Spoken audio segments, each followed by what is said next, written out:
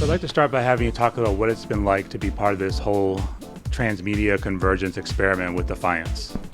It's been a treat. It's been far more involved than I ever expected. When I first signed on, and when I signed on to essentially play the lead in the show, and then, and there's a game, and so that was kind of the information I had going in, and of course the game has become just as much of what I do as the show. So they were a bit cheeky there with there's a show, there's a game.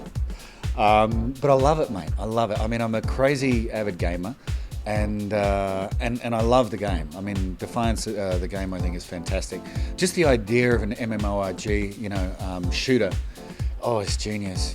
Just going in and killing all those crazy things with your mates is good value. Good way to spend a Sunday afternoon if you're a bloke, I think. And one of the wonderful things about gaming these days is the amount of girls who are getting involved. It's becoming so much more transgender. And same with the show. One thing that science fiction affords that not many other genre shows or procedurals or such on TV do is sci-fi is particularly good at breaking gender barriers. So, as a show, we have these incredibly strong female characters. They're all alpha type characters. They run the show.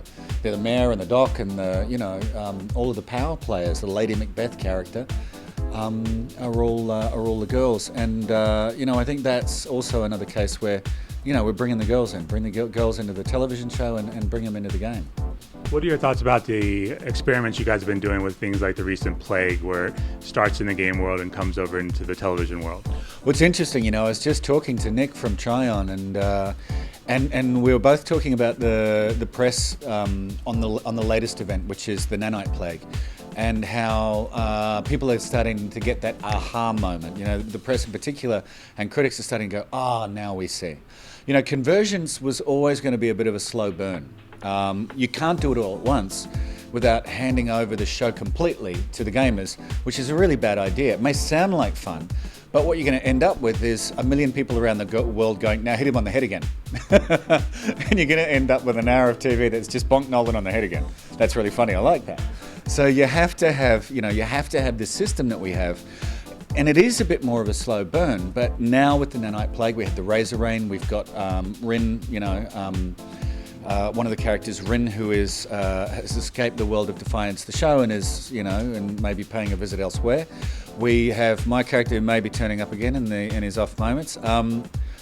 Now people are starting to get it, and it's really starting to come together that these two worlds actually do coexist, and there is co-influence between the two, and there is a convergence in terms of storyline. That's true convergence, is actually time dependent sometimes within the game.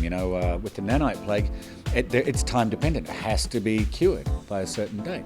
So, it's getting there. It's up to speed and it's on the boil. And I know that our writers and our producers and the Tryon guys right now are all sitting around in rooms and they're working out season 2. And that's where it really gets going. Now that the game's up, now that the show's up, now that we've seen each as a standalone product and we've seen convergence start to happen, now we can really get the ball going. Next season I think it will be, much more.